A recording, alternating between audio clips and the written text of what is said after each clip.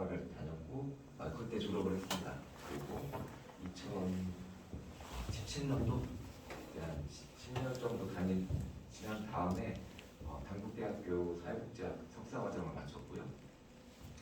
그리고 이제 이렇게 천안시청 공무원으로 입직을 한 거는 2007년도 졸업하고 1년 후에 이제 사회복지 공무원으로 이제 시험 준비를 해가지고 이제 그때 충청남도 공개경쟁 임용시험에서 합격해가지고 2008년도부터 근무를 하고 있고 근무지는 본청, 부청, 읍면도 근무를 했는데 제가 지금 15년을 다니고 있는데 10년 동안 그 흔히 말하는 본청이라는 곳이 시청을 말하는 거고 그 다음에 천안에는 좀 다른 지역하고 좀 다른 게 있어요. 부청이라고 있는데 보통 다른 곳의 부청은 천안시청이랑 같은 개념이거든요. 그 기초자치단체라고 하는데 그런 부청이 아니라 그냥 하나의 그냥 부서 같은 큰 부서 같은 개념으로 부청이 있습니다. 그래가지고 이제 인구 50만이 넘어가지고 그런 좀 특별한 경우가 있는데 그 부청에서 한 2년 정도 근무했고 그 다음에 4년 정도 읍면동에서 근무를 하고 있습니다.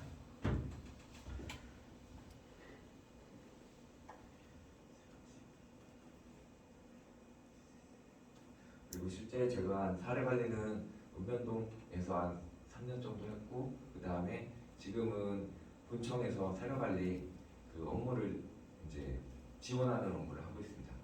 제가 하고 있는 데가 일단 이제 설명을 드리기 전에 아마 공공사례관리 이런 것에 대해서 교수님이 말씀을 하셨을 것 같아요. 저도 공부를 할 때 제가 학부를 다닐 때 사례관리가 그렇게 중요하지 않았던 과목이었어요. 그런 전공이었는데 이제 다시 이제 제가 입직한 17년도 다닐 때도 이미 공공 안에서도 사례관리가 중요하다라고 좀 이렇게 되었고 그 다음에 제가 다시 석사과정을 할 때는 사례관리가 중요해서 그 전공을 선택해서 들었습니다.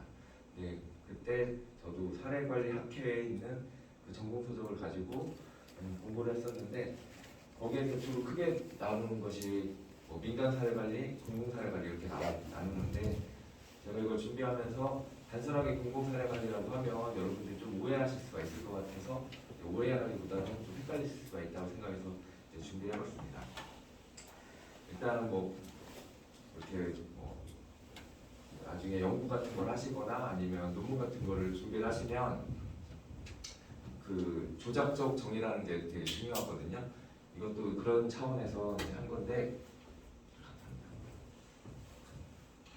이 지자체 안에서도 아니면 공공사례관리도 그 안에 분류가 되게 많습니다. 예를 들어 저희 부서 안에서도 의료급여 사례관리라고 있는데 의료급여 사례관리라는 건 그 쉽게 말해 옛날에 말하던 영세민 지금 기초생활보장 수급자 그분들한테 그 의료비가 무료로 나갑니다. 의료비가 무료로 나가는데 그 재정이 너무 많이 나가서 그 부분을 예산 절감을 위한 목적으로 하는 의료급여 사례관리라는 게 있습니다.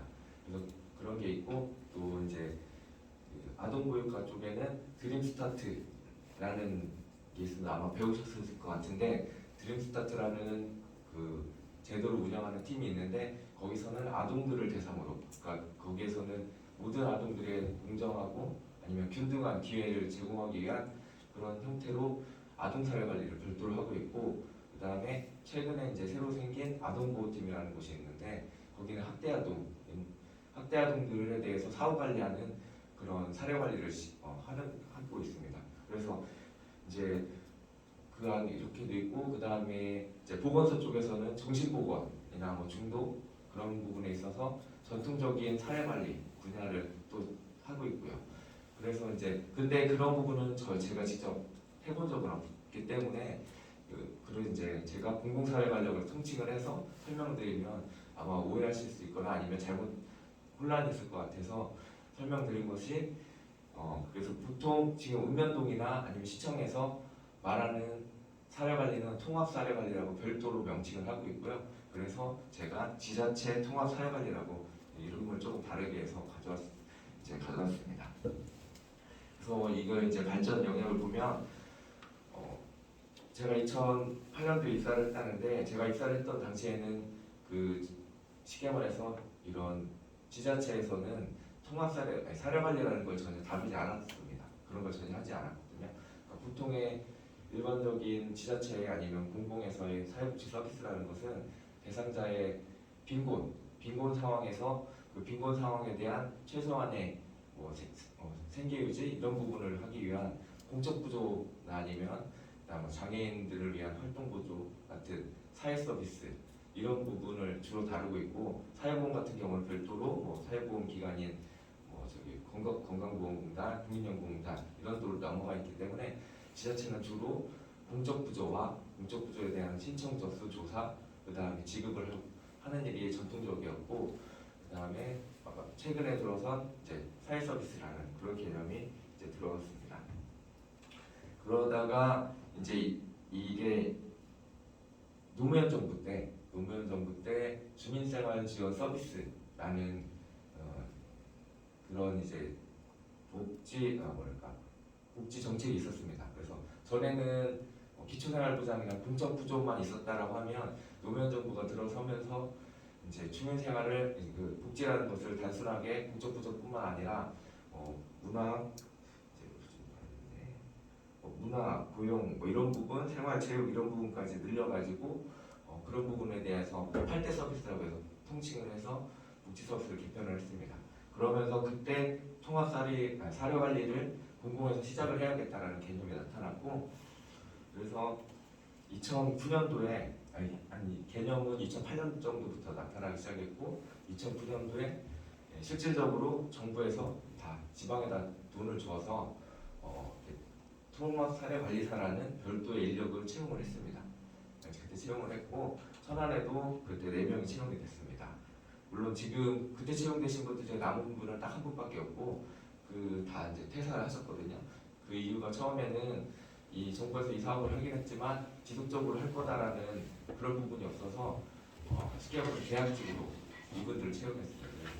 후보도 늘려주지 않는 계약직으로 채용을 해서 당시에는 많은 분들이 그만두셨고 지자체 안에서도 통합사회관리에 대한 개념이 없기 때문에 그분들을 쉽게 말해서 당시에 제가 그 부서에 있었는데 어떤 개념이냐면 일단 채용을 했다가 자리에 앉혔다가 자꾸 저희 조직이 늘어나니까 그분들을 한쪽에다 부서 한쪽에다 이렇게 놨다가 그리고 특별하게 일을 시키지 않았어요. 왜냐하면 저희가 뭘 알아야 그분들에게 일을 시킬 텐데 그런 부분을 모르기 때문에 그분들이 일을 시키지 않았고 하니까 그분들이 아마 그런 부분에 대해서 스트레스를 받거나 아니면 자존감 그런 부분이 떨어졌다고 얘기를 하시더라고요. 그래서 당시에 많이 퇴사를 하셨고 그 이후에 이제 여기 보면 2012년도에 희망복지지원단이 설치가 됐다라고 하는데 그때 이후로 되면서 이분들이 다 정규직이 돼버렸어요. 지금 정규직이 됐습니다. 정규직이 되면서 지금 많은 급여도 많이 오르고 후봉도 다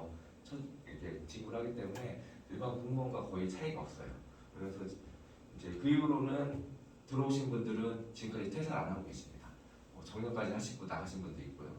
그래서 돼 있고 그다음에 12년도는 이제 노무현 정부가 끝나고 이명박 정부가 들어왔을 때입니다. 그래서 이때는 보통 정부가 바뀌어도 이런 정책이 막 바뀌거나 그러진 않아요. 이름이 바뀌거나 명칭이 바뀌거나 그런 부분이 있지만 전체적인 복지 정책 같은 것이 막 달라지진 않거든요. 그래서 어쨌든 이걸 좀 더 강화한다라고 해서 희망복지지원단이라는 걸 이제 설치를 했습니다. 여기 나와 있는데, 근데 이때는 이명박 정부 때는 약간 다시 어떻게 보면은 자유주의, 신자유주의 그런 부분이 강화되는 시점이었기 때문에 그때는 탈빈곤 아니면 빈곤 예방을 목적으로 했던 겁니다. 기초생활부담수급자나 차상위계층의 탈빈곤을 목적으로 하는 사례 관리를 한 거죠. 그러니까 엄밀히 말하면 예산 절감이 목표였다라는 거죠. 당시에는 그런 목표를 가지고 사례 관리를 실시를 하게 했습니다. 그래서 당시에 이미 희망복지지원단이라는 것이 시군구에 모든 저희가 한 215개 지금 시군구가 있습니다. 전국에 215개 시군구가 있는데 그곳에 한 10명 정도 담당 공무원하고 통합사례관리사 이렇게 포함해서 10명 정도의 이렇게 사례관리를 실시하라는 희망복지지원단이 설치가 됐고 이때는 그 사람들만 가지고 통화사를 관리를 하라는 내용이었습니다. 그래서 그분들이 별도로 그 시청에서 부서처럼 한 팀이 되어 있고 그 시청에 이제 읍면동에서 신고가 들어오면 그 대상자들을 만나고 그 대상자들은 사례 관리를 해주는 형태로 이제 통화사례가 됐고, 당시는 여기서 얘기하는 건 시군구가 시청 위주의 시청에서만 하는 사례 관리였기 때문에 읍면동에서는 당시에도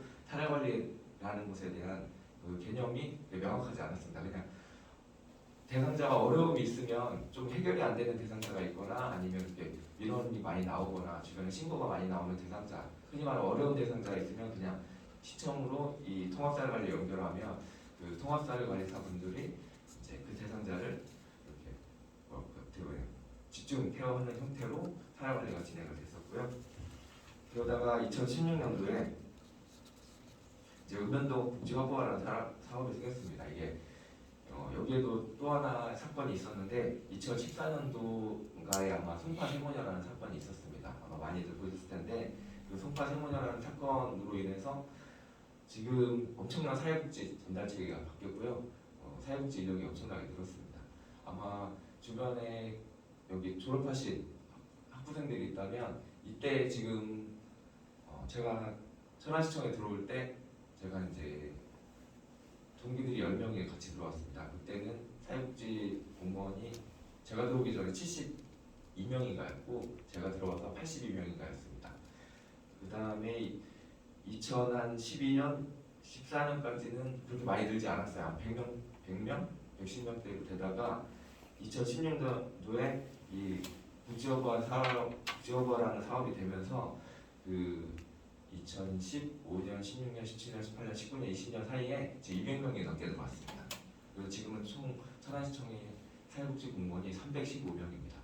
어제도 한 4명, 3명인가 입직을 했는데 지금 315명의 상태로 이 읍면동 복지허브라는 사업 때문에 이렇게 사회복지 공무원이 늘어났습니다. 그래서 이제 간단히 설명드리면 송파 세모녀라는 사건이 당시에 공적 구조 같은 것을 많이 해주는데도 이렇게 집단적으로 아니면 가족 단위에서 비극적인 사건이 발생을 하니까 정부에서는 이제 이렇게 접수만 받는 아니면 대상자가 찾아오게 하는 사회복지로는 더 이상 이렇게 국민들의 사회복지에 대한 체감 그런 부분을 만족도를 높일 수 없다고 생각을 해서 이제 찾아가게 한다. 그래서 아웃리치라고 하는 개념으로 나아가게 해야 된다고 해서 그때부터 그러려면 인력 보강이 있어야 되고 별도의 팀이 있어야 된다라고 해가지고 지금 예전에는 동사무소에 그 복지팀이 하나였었어요. 하나에 있었는데 지금 2개 있습니다. 대부분 다 가보시면 2개 있어서 지금 저희는 맞춤형 복지팀이라고 하는데 서울에서는 착동이라고 해서 찾아가는 그 복지 서비스 팀이 있습니다. 그래서 다 거기는 별도 크게 내방 민원을 상대하지 않고 다 나가게 되어 있습니다. 그래서 다 전문적으로 나가서 상담을 하게 되어 있고 그때부터 이제 들어온 것이 사회복지, 그러니까 읍면동에서 사회복지 담당 공무원이 사례 관리를 실시해야 된다는 개념이 들어왔습니다. 그리고 그렇기 때문에 그 이후로 읍면동에 있는 지금 공무원들은 대부분 그때 들어오신 분들이에요. 그래서 경력이 매우 낮거든요. 근데 사례 관리라는 것이 좀 공부해 보시면 알겠지만 상당히 그 사회복지사의 역량에 따라서 나오는 결과물이 많이 달라지는, 그리고 경력이 아주 많고 다양한 분야를 경험을 해봐야 할 수 있는데 그때 이제 신규들을 가지고 사례 관리를 하니까 사례 관리가 지금 안 되고 있습니다. 그래서 2017년도에 이제 16년도는 박근혜 정부 때였고 그다음에 2017년도에는 이제 사업은 같은 건데 주민자치형 공공서비스라고 해서 지금 문재인 정부가 들어오면서 사업명을 좀 바꿨고 그래서 이제 아까 말한 신규 공무원들을 대상으로 사례 관리를 하니까 잘 안 되고 그런 부분이 이제 문제점으로 노출이 돼서 그 이후로는 그런 사회복지 담당 공무원의 사례 관리 이행을 강화하는 교육이나 그런 부분을 아니면 점검이나 모니터링 같은 걸 많이 하게 하는 형태로 지금 바뀌었습니다. 현재는 천안시에는 통합사례관리사가 8분이 계시고요. 시청에 2명이 계시고 그다음에 나머지는 읍면동에 큰 읍면동이 있거나 아니면 이렇게 대상자들이 많은 은연중에 있어요. 예를 들어 성적 이동이라고 해서 거기에 연구임대 아파트가 있거든요. 그래서 기초생활보장 수급자들이 집단적으로 거주를 하고, 그다음에 청룡동이라는 것도 거기 국민임대가 있고, 그다음에 뭐 사할린 이주동포 같은 분들을 또 적십자 통해서 집을 제공해줘서 그분들을 기초생활보장 수급자로 해서 귀국을 시켰거든요. 그래서 그분들도 많이 모여 있고 해서 거기에 사례관리사가 나갑니다. 이렇게. 그리고 쌍용이동이라는 곳을 이제 아실지 모르겠는데, 그 지역이 예전에는 어렵지 않은 동이었는데 원룸이 되게 많거든요. 근데 오래된 원룸이 많다 보니까 한부모 가족 이런 분들이 되게 많이 있어요. 그래서 여기는 저희가 맨날 하는 게 쌍용이동이 떠오르는 진짜 그 뭐랄까 닥코스 블랙홀 같은 곳인데, 그쪽에 아이를 데리고 있는 한부모가 있는데 진짜 심각한 아동학대 아니면 방임 그런 형태가 많이 나오는 형태가 좀 많이 있습니다. TV에 나오면 경악할 만한 일도 그렇게 나오는 경우도 있고, 막 아이들이 막 쉽지 않아서 때가 막 겹겹이 되어 있고, 그렇게 되어 있어요. 학교에서도 연락이 오고 그러거든요. 머리에 막 이도 있고, 막 집에 가보면 막 청소를 하지 않고 막 기저귀도 막 여기저기 방치해 놔서 막 지가 나고, 그런 게 생각보다 자주 있어요. 자주 있습니다. 그래서 그런 지역에다가 지금 이렇게 사례관리사들을 배치를 하고 있습니다. 물 좀 마시고 갈게요.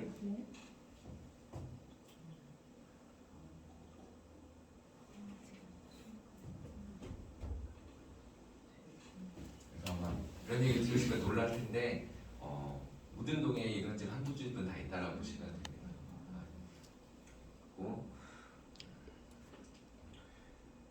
그래서 이제 지자체 통합 사례관리 이렇게 사례관리에 대해서 이제 정의를 내려보자면, 이건 지침에 나와 있습니다. 저희는 지침이라고 해서 어떤 업무를 어떻게 수행해야 된다는 매뉴얼이 잘 되어 있고요. 저희는 공무원이라는 것은 매뉴얼을 수행하는 집행 역할을 하기 때문에 거기에 매뉴얼에는 지역 내 공공 민간 자원에 대한 체계적인 관리 그리고 지원 체계를 토대로 복합적이고 다양한 욕구를 가진 대상자에게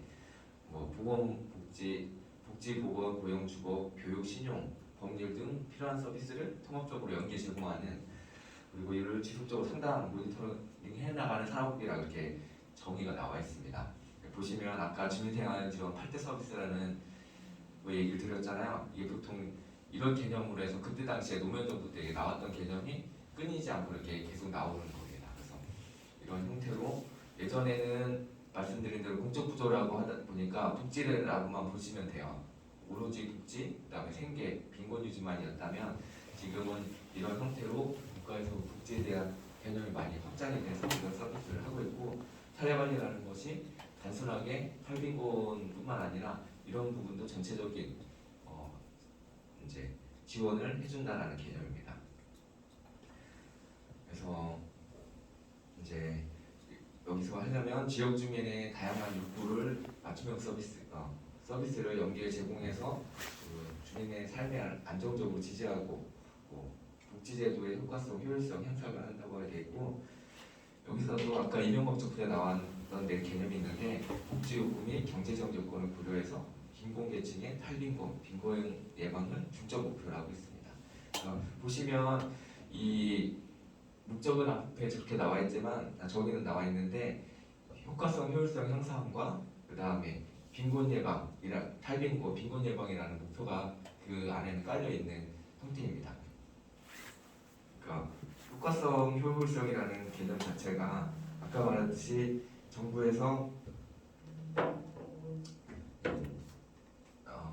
아까 말한 대로 그 만족도를 높이기 위해 주민들의 그 복지 체감도 향상이랑 만족도를 높이기 위한 형태로 이제 들어왔던 개념으로 이제 저희한테도 이런 부분이 이제 요구가 되고 있습니다. 그래서 핵심을 말씀드리면, 이제 읍면동 단위에서 이제 예전에는 시청에서 한다라고 했잖아요. 근데 지금은 읍면동 단위에서 복합적인 욕구를 가진 대상자들을 욕구를 파악해서 다양한 지역 자원 연계 해가지고 문제 해결을 나갈 수 있도록 한다는 개념이고, 그래서 기존에는 이미 저희가 알고 있는 자원을 활용해 하고 그다음에 지역 내 기관하고 연계되지 않고 그냥 개별적으로 관리했다면 이제 현재는 다양한 지역사회 자원, 그러니까 자원 발굴이라는 것도 현재 저희 업무 중에 하나로 늘어났습니다. 예전에 단순하게 국적부조 우리가 있는 것만 이제 제공하는 것이었다면 지역 내에 뭐 민간 서비스나 아니면 민간 복지기관들에서 하는 사업도 다 알아가지고 그것도 연계를 해줘라 라는 개념으로 이제 돼 있고 그 다음에 이제 읍면동 산하관리로 게이트키퍼라고 돼 있는데 그냥 게이트키퍼라는 말이 큰 말은 아니고요. 이제 그런 다양한 복지 서비스 아니면 타기관에 대한 복지 서비스를 받아야 되는 사람들을 이제 그런 걸 잘 모르기 때문에 동사무소에 와서 그 부분을 연결할 수 있는 연결자가 되라는 형태입니다. 그래서 이제 게이트키퍼라는 이제 용어가 아마 다양한 곳에서 많이 사용이 되는데 뭐 자살 쪽에서도 특히 많이 사용되는 개념이거든요. 자살 쪽에서 말하는 게이트키퍼는 자살 뭐 시도자 아니면 자살 고위험자를 그다음 전문기관, 그러니까 뭐 자살 예방센터 이런 곳에 연결해주는 게이트키퍼가 되라고 연결해주는 사람이 되라고 해서 그게 게이트키퍼 개념이고 저희도 이런 이제 타기관에 보낼 수 있는 역할을 하라라는 것이 이제 지금의 핵심입니다. 그래서 좀 전에 말씀드렸듯이 예전에는 왜 경력이 많은 분들이 이걸 해야 되냐면은 젊으신 분들이나 이 지역에 대한 그 경험이 없다 보면 지역에 무슨 자원이 있는지 모릅니다. 근데 이렇게 오래 다니고 이게 경력이 늘어나게 되면 자연스럽게 지역에 무슨 자원이 있는지 많이 알게 됩니다. 그래서 그렇게 이제 한 대상자가 있을 때 연결해 줄 수 있는 자원, 그 다음에 기관들이 훨씬 더 많이 제공할 수가 있는데 그렇지 못하다면 그 대상자한테 한정된 자원 아니면 부족한 자원을 가지고 서비스를 연계해야 되니까 대상자에게는 그런 부분이 어떻게 보면 경험이 많은 사람을 만나면 훨씬 더 많은 서비스와 그런 걸 받을 수 있는데 경험이 부족한 사회복지 공무원을 만나면 그런 부분이 낮기 때문에 어떻게 보면 이제 피해라고 하긴 그렇고 이제 좀 만족도가 떨어질 수 있습니다. 그래서 지금 경력자들에 대한 경력자 양성을 지금은 제가 하는 팀에서 열심히 하고 있죠.